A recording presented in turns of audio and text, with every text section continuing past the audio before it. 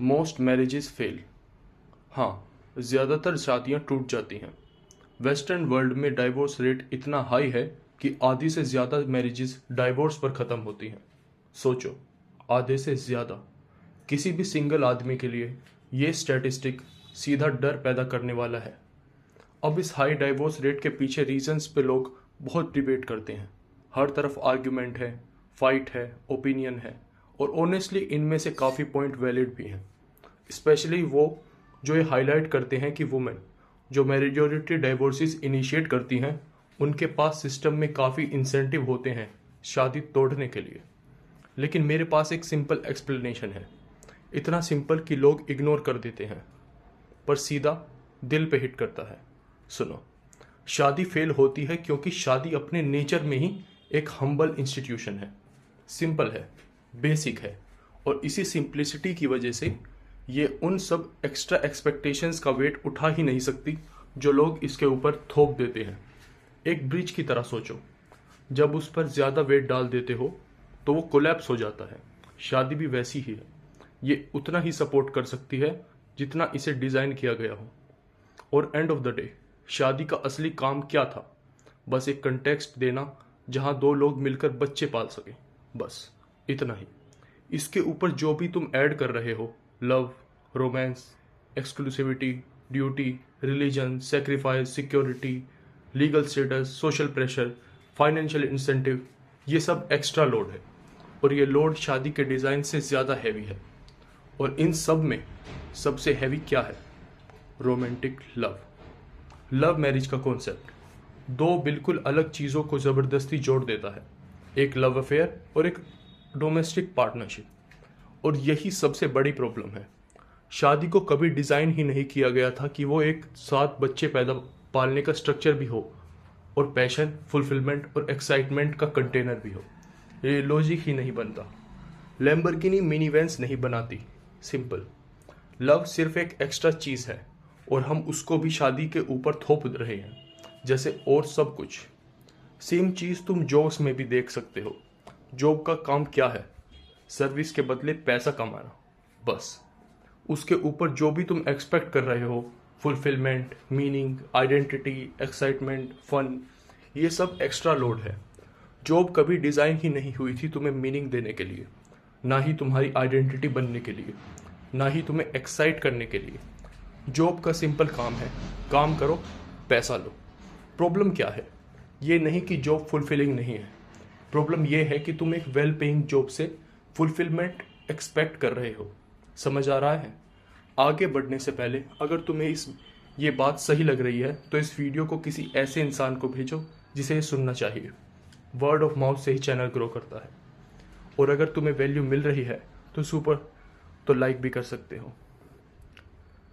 तो बात सिंपल है, वर्क और मैरिज दोनों हम्बल इंस्टीट्यूशंस हैं, और काफ़ी लंबे टाइम तक शादी को बेसिकली एक काम ही माना जाता था। दो लोग मिलते थे एक स्पेसिफिक पर्पस के लिए, बच्चे पालने के लिए। तुम्हें उस इंसान से प्यार करना ज़रूरी नहीं था। हेल, तुम्हें उससे ज़्यादा पसंद करना भी ज़रूरी नहीं था। जैसे तुम अपने कोवर्कर से प्यार नहीं करते, फिर भी काम हो जाता है। तुम अपने कोवर्कर्स चूज़ नहीं करते, और पहले लोग अपने स्पाउसेस भी चूज़ नहीं करते थे, फिर भी सिस्टम चल जाता था, क्योंकि वो तुम्हारा काम था। कोई एक्सपेक्ट नहीं करता कि ऑफिस में सब कोवर्कर्स बेस्ट फ्रेंड होंगे। अनरियलिस्टिक है, अननेसेसरी भी है। लेकिन शादी में लोग एक्सपेक्ट करते हैं कि स्पाउस सिर्फ को पेरेंट नहीं होगा, बल्कि बेस्ट फ्रेंड भी होगा, पैशनेट लवर भी, कोच भी, चीयर लीडर भी, ड्रिंकिंग बडी भी, थेरेपिस्ट भी, बिगेस्ट फैन भी, सोशल ट्रॉफी भी, और पता नहीं क्या क्या। सीरियसली, एक इंसान ये सब कैसे हो सकता है? नहीं हो सकता। और इसीलिए शादियां फेल होती हैं। हम शादी से ज़्यादा एक्सपेक्ट करते हैं, और अपने पार्टनर से भी ज़्यादा एक्सपेक्ट करते हैं। मेरे फेवरेट ऑथर ने इस पे एक ज़बरदस्त ऑब्जर्वेशन दिया था। उन्होंने लिखा था, चलो थोड़ा फन करते हैं, सेक्स और वुमेन की बात करते हैं। उन्होंने बोला था उसे समझ नहीं आया वुमेन क्या चाहती है। मुझे पता है, वुमेन चाहती हैं कि उन्हें उनके पास बहुत सारे लोग हों जिनसे वो बात कर सकें। किस बारे में? सब कुछ। मैन क्या चाहते हैं? उन्हें बहुत सारे दोस्त चाहिए, और वो चाहते हैं लोग उनसे इतना गुस्सा ना हो। आज इतने लोग डाइवोर्स क्यों ले रहे हैं? क्योंकि अब एक्सटेंडेड फैमिलीज नहीं रही। पहले जब शादी होती थी, ब्रिज को मिलते थे बहुत सारे लोग जिनसे वो बात कर सकती थी। दुल्हन को मिलते थे बहुत सारे लोग जिनसे वो बात कर सके, और दूल्हे को मिलते थे बहुत सारे दोस्त जिनके साथ वो टाइम बिता सके। आज क्या हो रहा है? शादी के बाद तुम बस एक और इंसान ऐड कर देते हो एक दूसरे की लाइफ में। ग्रूम को एक और दोस्त मिलता है, पर वो एक वुमन है। वुमन को एक और बंदा मिलता है जिससे वो सब कुछ बात कर सके, पर वो एक आदमी है। फिर जब कपल फाइट करते हैं, उन्हें लगता है फाइट पैशन पैसों पे है, पावर पे है, सेक्स पे है, या बच्चों की है, अपब्रिंगिंग पे है। लेकिन एक्चुअली वो क्या बोल रहे होते हैं बिना समझे? तुम इनफ नहीं हो। और ये बिल्कुल सही बात है। शादियां फेल होती हैं क्योंकि तुम इनफ लोग नहीं हो, और तुम्हें इनफ होना भी नहीं चाहिए। तुम कभी इनफ हो ही भी नहीं सकते। कोई भी इंसान किसी भी पार्टनर के साथ इतना सब रिप्लेस नहीं कर सकता। ये जो आइडिया है कि एक रिलेशनशिप सब दूसरे रिलेशनशिप को रिप्लेस कर दे, ये सीधा डिजास्टर की रेसिपी है।